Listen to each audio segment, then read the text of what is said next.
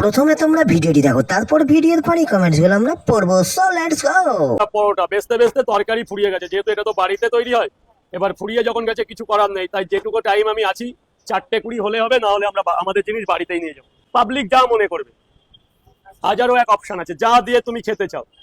মাছ দিয়ে খেতে পারো, মাংস দিয়ে খেতে পারো, চিকেন দিয়ে খেতে পারো, বর্তমানে অনেকে ডিম কারি দিয়ে খেতে পারো, মানে যেটা তোমাদের, যেটা কাস্টমারের মন চায়। এগুলো করেও এগুলো বাড়িতে রোল করেও খাওয়া যায়, খুব সুন্দর লাগে, আমরা নিজেরা খাই। तो चलिए शुरू करते हैं। ওই রোল করে বৌদিকে একটা দিও, আর তুমি একটা গুজে নিও, আই মিন মুখে। क्या बोला तूने?